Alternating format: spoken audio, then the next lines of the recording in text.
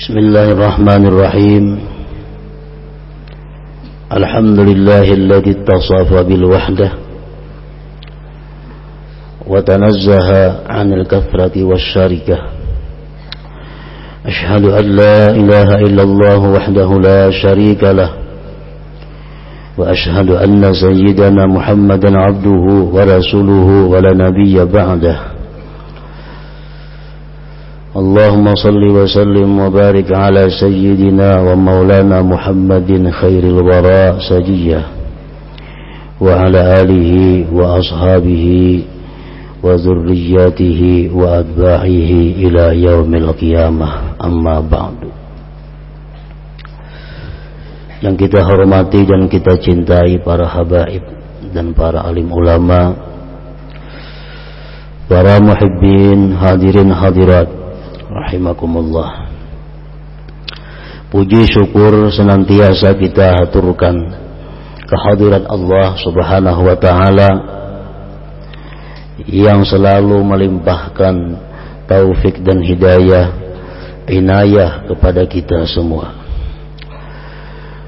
Dan juga salawat dan salam kita haturkan kepada junjungan kita Nabi besar Muhammad sallallahu alaihi wasallam dan kepada seluruh keluarga, para sahabat, zuriat dan pengikut beliau ila yaumil qiyamah. Para muhibbin rahimakumullah, yang ke-112 daripada surah-surah Al-Quran, suratul Ikhlas, makiyatun wa ayatuha arba'un. Surat Al-Ikhlas diturunkan di Mekah dan ayat-ayat surah ini berjumlah 4 ayat.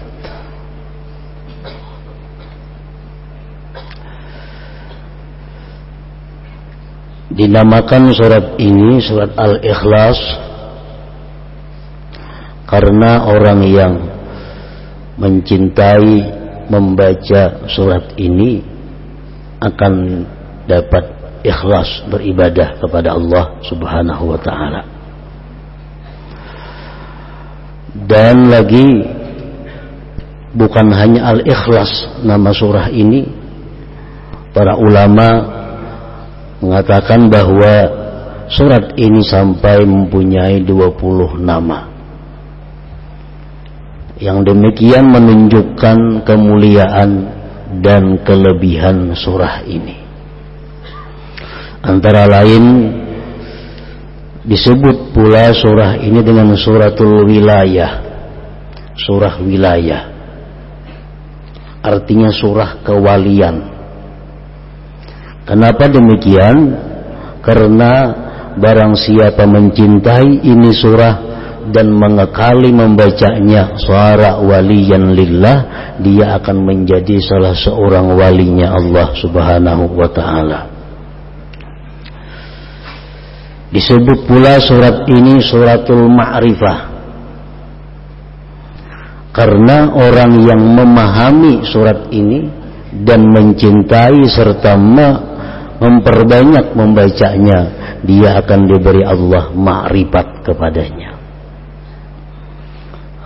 Macam-macam nama surat ini yang menunjukkan kelebihannya.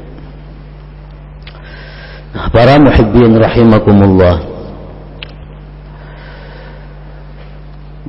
sangatlah banyak hadis-hadis dari Rasulullah sallallahu alaihi wasallam yang menggemarkan kita untuk membaca surat ini.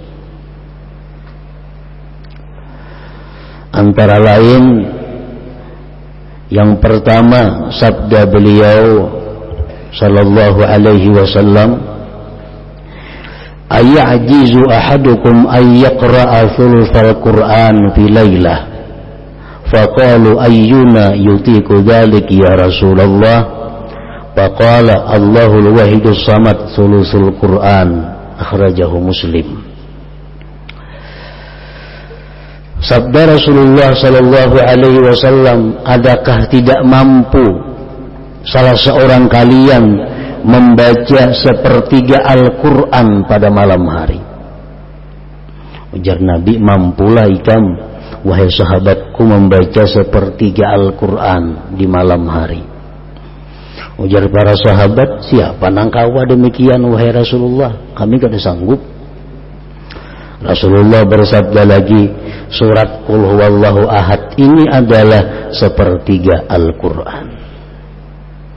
Artinya orang yang membaca satu kali suratul Ikhlas ini, dia sama dengan orang yang membaca sepertiga Al-Quran pahalanya. Dalam arti pahala pokok. Ya, pahala tuh kayak gajian juga, ada gajian pokok, ada gajian tunjangan, macam-macam. Nah, jadi pahala pokok sama, cuma pahala bonusnya kadada. Kan setiap huruf Al-Quran 10 kebajikan, 2 huruf 20. Nah, kalau kita membaca sepertiga Al-Quran, berapa huruf? Itu bonusnya. Kalau pahala pokok kita baca surat Al-Ikhlas sama dengan pahala sepertiga Al-Quran. Yang kedua, Rasulullah Shallallahu Alaihi Wasallam bersabda kepada seorang laki-laki. Seorang laki-laki ini imam di Masjid Quba. Nah, laki-laki ini jadi imam membaca surah hingga Qul Huwallahu Ahad. Sembahyang maghribnya, isanya, subuhnya, zuhurnya, asar, bila jadi imam habis Fatihah Qul Huwallahu Ahad tuh. Rakaat pertama, rakaat kedua.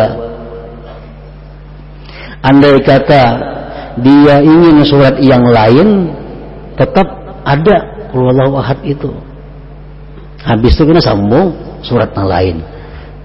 Pokoknya setiap kali inya sembahyang mesti dibacanya suratul Ikhlas ini.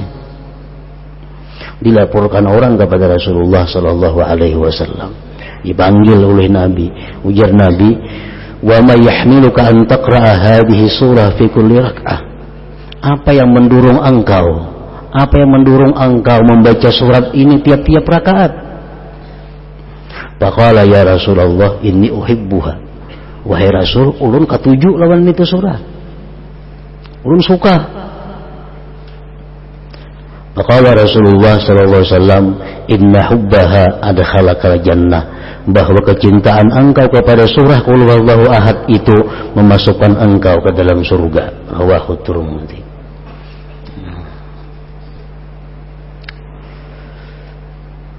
Dalam kitab tafsir Al-Qurtubi disebutkan ini satu dalil bahwa membaca Qul Huwallahu Ahad itu pada tiap-tiap rakaat dibolehkan. Kada makruh.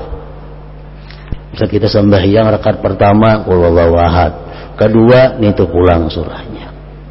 Atau rakaat pertama Fatihah Qul Huwallahu Ahad sambung yang lain. Yang kedua kayak itu pulang, itu kada makruh.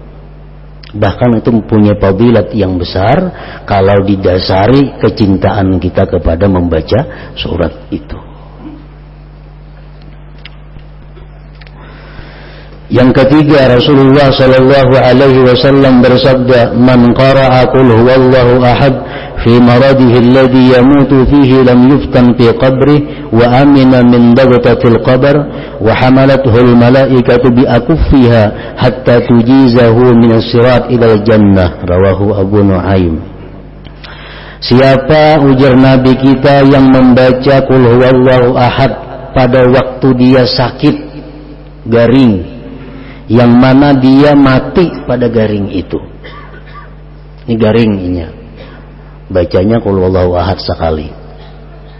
Garing aja berbulan-bulan mati akhirnya. Nah, dia tidak akan difitnah di dalam kubur. Artinya bisa menjawab munkar nakir. Aman daripada himpitan kubur. Aman daripada himpitan kubur. Dan malaikat akan membawa dia melalui sirat sampai masuk ke dalam surga. Nah, ini keutamaan surat Ikhlas ini. Jadi bila kita garing baca Qul Huwallahu Ahad sekali, Andai kata kita kada sigar-sigar, mati akhirnya, mati dalam keberuntungan.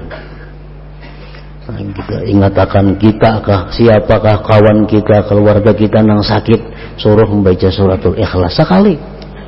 Nah, andai katanya sigar, nah, batal sudah. Karena mun garing baca bahasa pulang. Nah, garing nang inya mati pada garing itu. Bi maradihil ladzi yamut.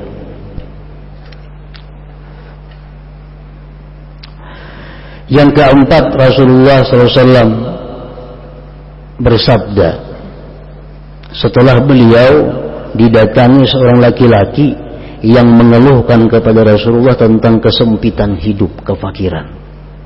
Ulun wahai Rasulullah, hidup ini fakir, rezeki sempit. Nah, apa Rasulullah menjawab? Ujar Nabi, "Idza dakhalta baitak fasallim in kana fihi ahad wa in lam yakun fihi ahad fasallim ala nafsik wa qra qul huwallahu ahad marratan wahidah." Bila engkau masuk rumah, ujar Nabi, di rumah itu ada orang, baca assalamualaikum sekali, assalamualaikum, sambung lawan qul huwallahu ahad. Kalau di rumah itu kalau ada orangnya, kita masuk rumah kita, assalamualaikum wa ala ibadillahis sholihin, sambung qul huwallahu ahad sekali. Nah, baca itu ya Nabi lawan laki-laki tadi. Papa ala rajul, maka si rajul dari laki-laki tadi mengamalkan petunjuk Nabi tadi. Masuk ke rumah, bila ada orangnya assalamualaikum, bacanya suratul Ikhlas. Bila ada orang assalamualaikum wa ala ibadillahis sholihin, bacanya suratul Ikhlas sekali. Fa'adarrallahu alaihi rizqa hatta afada ala jirani. Allah melimpahkan rezeki kepada laki-laki tadi sampai dia bisa memberi kepada tetangga-tetangganya. Jadi suratul Ikhlas mempunyai manfaat faidah baik dunia maupun akhirat.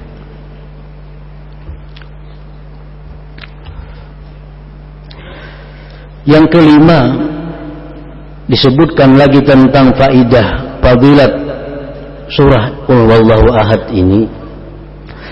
Annahu kana Jibril alaihi salam ma'ar Rasul alaihi salatu wassalam id aqbala Abu Dzar al-Ghifari faqala Jibril hadza Abu Dzar qad aqbal.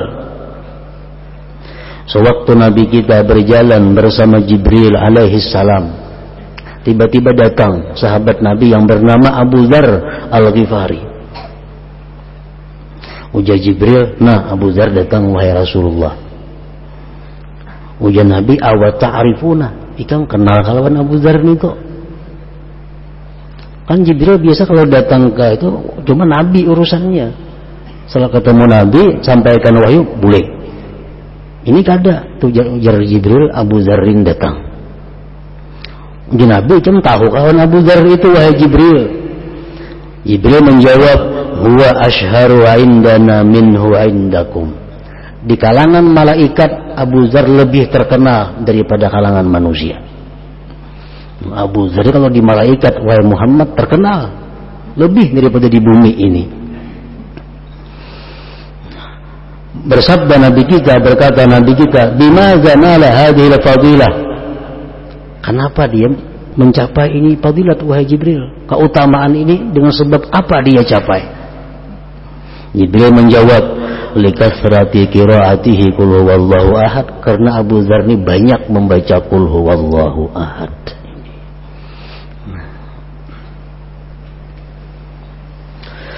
Yang keenam, fadilat daripada suratul Ikhlas. Anas bin Malik meriwayatkan, kunna fi Tabuk, kami berada di Tabuk.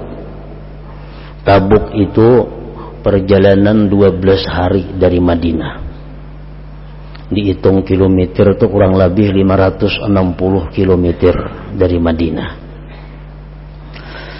Nah, Rasulullah dan sahabat berperang di sana, perang Tabuk. Fatala'atis syamsu ma laha syu'a' wa diya wa ma ra'aynaha 'ala tilkal halah qattu qabla dzalik fa'ajiba kulluna. Suatu hari matahari terbit, tidak ada cahaya. Matahari itu terbit cuma kalas. Nah, kada kayak biasanya, kada pernah macam itu terbitnya matahari. Kami pun aneh, kenapa matahari jadi demikian?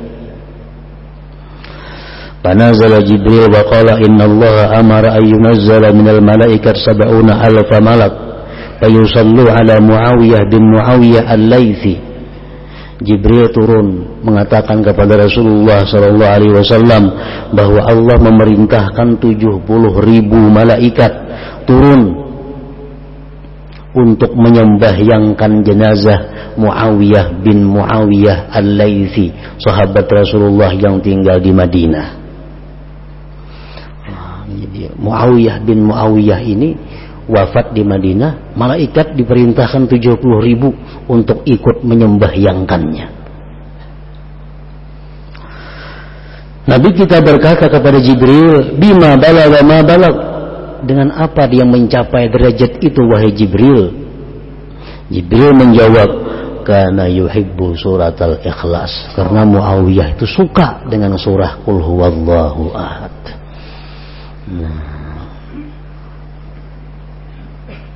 Jadi mencintai surah Qul huwallahu ahad, suka membaca surat Qul huwallahu ahad. Ini akan menyelamatkan kita dunia dan akhirat, dan membahagiakan dunia akhirat.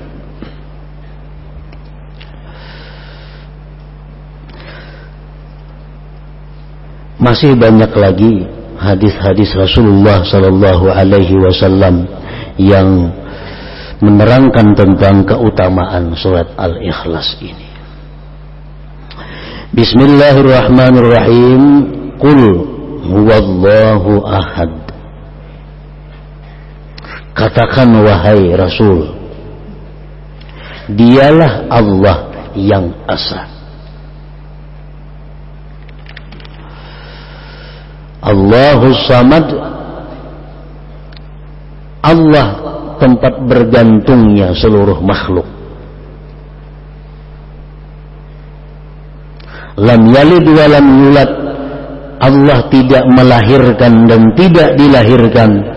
Walam yakul lahu kufuwan ahad, dan tidak ada bagi Allah itu seorang pun yang menandinginya. Nah, ayat ini atau surah ini turun di Mekah. Sebagian ahli tafsir menerangkan bahwa sebab turun ayat atau surat ini adalah pertanyaan orang musyrikin. Orang-orang musyrik di Mekah menyuruh Amir bin Tufail menghadap Rasulullah sallallahu alaihi wasallam.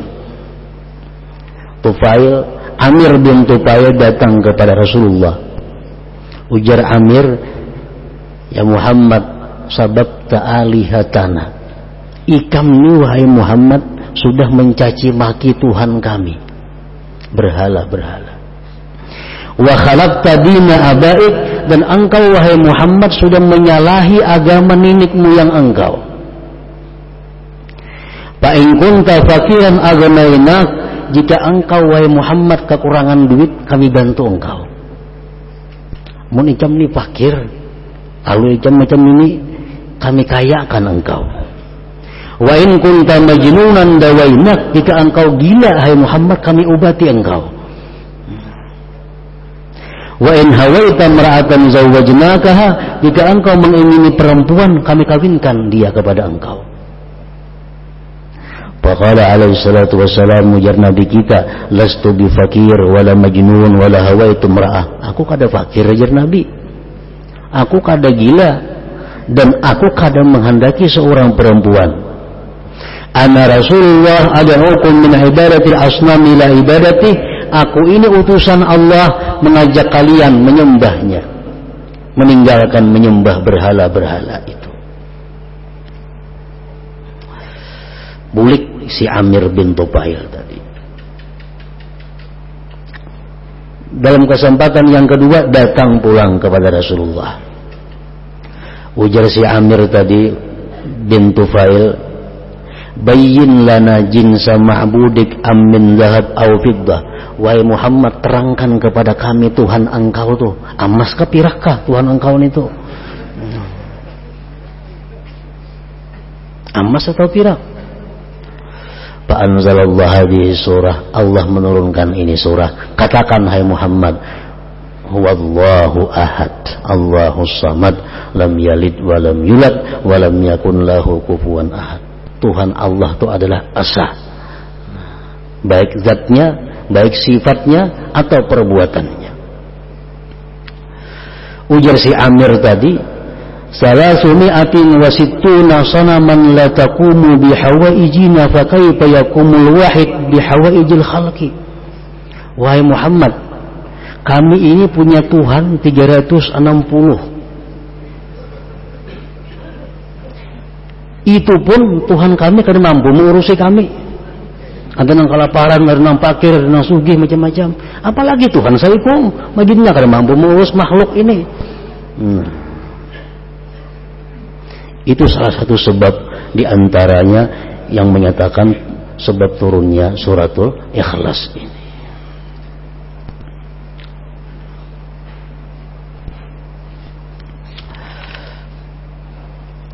Qul, katakan wahai Rasul, huwallahu ahad, Allah itu adalah esa, baik zatnya, sifatnya, tidak ada seorang pun yang bersifat seperti sifat Allah. Baik perbuatannya, tidak ada perbuatan selain daripada perbuatan Allah Subhanahu wa ta'ala. Allah itu esa, Allah itu satu, zatnya satu, sifatnya satu, dan perbuatannya satu. Arti sifatnya satu apa? Kadada orang bersifat macam sifat Allah, kadada perbuatan selain perbuatan Allah Subhanahu wa ta'ala. Qul huwallahu ahad,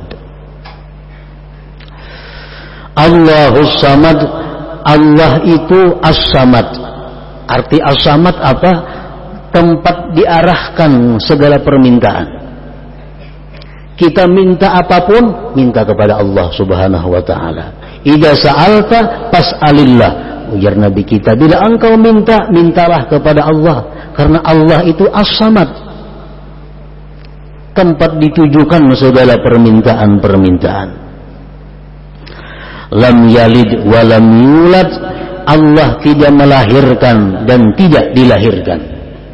Ini menolak perkataan-perkataan orang yang ingkar kepada Allah. Orang musyrik mengatakan al-malaikat banatullah, malaikat itu merupakan putri-putri Allah. Orang Yahudi mengatakan Uzair itu anak Allah. Orang Nasrani mengatakan bahwa Isa itu adalah ibnullah, anak Allah. Ditolak dengan perkataan, dengan firman lam yalid, Allah itu tidak melahirkan, walam yulad, dan tidak dilahirkan. Walam yakun lahu kufuwan ahad, dan tidak ada bagi Allah itu yang menandingi seorang jua pun. Nah, jadi seluruh ayat-ayat yang 4 dalam surat ini intinya adalah mengesahkan Allah Subhanahu wa ta'ala. Siapa-siapa yang mencintai ini surah, berarti dia mencintai Allah Subhanahu wa ta'ala. Makanya mempunyai fadilat dan faidah yang sangat besar kepada orang yang mencintainya. Tulis Qul huwallahu ahad baik-baik, karena cinta dengan Qul huwallahu ahad itu akan mendatangkan pahala yang besar. Tikap ditawing, kaligrafi Qul huwallahu ahad, karena kecintaan kita kepada surah ini, itu pun mendatangkan faidah yang besar.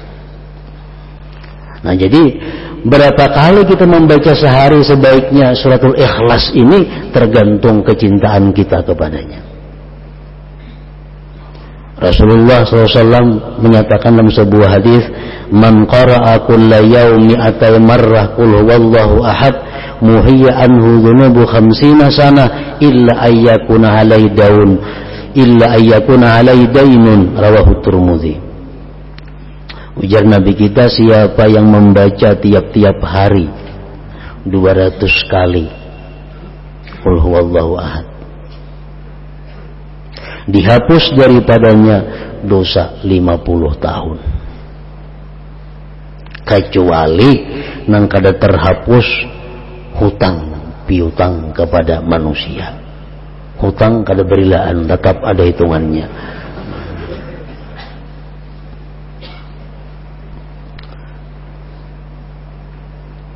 Jadi kalau 200 saja sehari membaca qul huwallahu ahad, mati membawa hutang, kada mampu menutupi. Hutang tetap ada. Kalau lebih pada 200 itu bisa kada, bisa iya. Misalnya 1000 sehari membaca qul huwallahu ahad, nah itu kemungkinan bisa menghapus hutang, bisa juga kada menghapus. Nah, pengertian hutang di sini adalah sesuatu yang didapat dengan jalan riba. Kan kita berhutang riba. Berhutanglah, nggih, berhutang. Lalu kada kalau membayari. Nah, kada terbayar sampai mati. Nah, ini hutang diperhitungkan di akhirat. Nah, hutang sesuatu yang didapat dengan jalan riba ini kada bisa dibayar dengan qul huwallahu ahad ini, apalagi sesuatu harta orang yang didapat dengan jalan yang tidak diribai. Menipu maginnya lagi. Menipu orang, membunguli orang, mengambil ampun orang, mencuntan ampun orang, itu berapa ya qul huwallahu kada kau menutupi itu.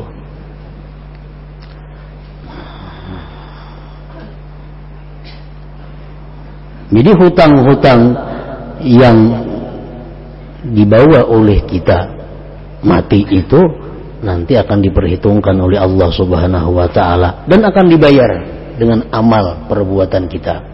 Berapa bayarannya hanya Allah Subhanahu wa taala yang tahu. Yang jelas kalau qul huwallahu 200 sehari kada cukup membayari.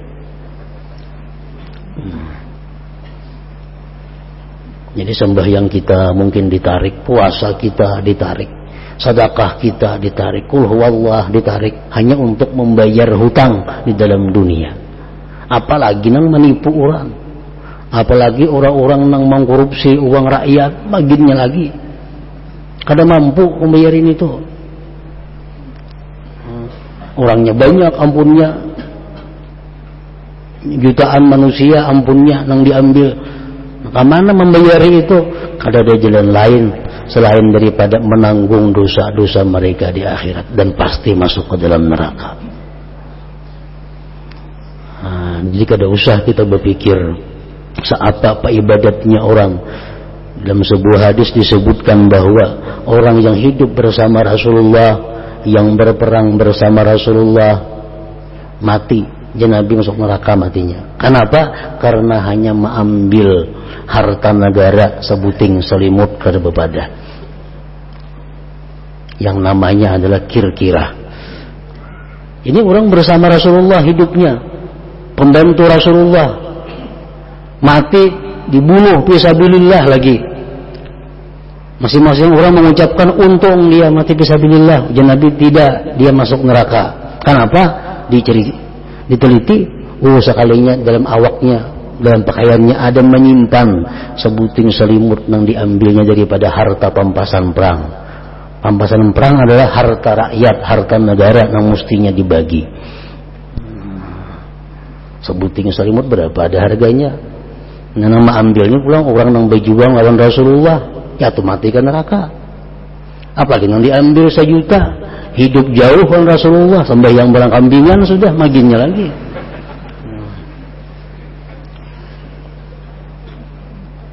Jadi kada mudah orang-orang yang mengambil duit rakyat, duit negara, akan berat urusannya di sisi Allah Subhanahu wa taala.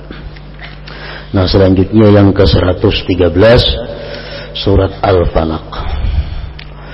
Ila hadratin Nabi sallallahu alaihi wasallam Al-Fatihah. Bismillahirrahmanirrahim.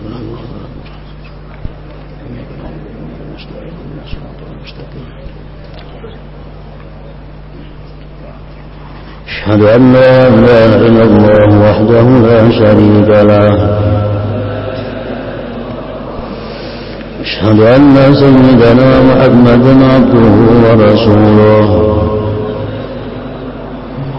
لا إله إلا الله نستغفر الله لا إله إلا الله نستغفر الله لا إله إلا الله نستغفر الله لا إله إلا الله ونتوب إلى الله لا إله إلا الله محمد رسول الله صلى الله عليه وسلم فيا أيها الرجل منه شفاعة صلوا عليه سلموا تسليما اللهم صل وسلم وبارك.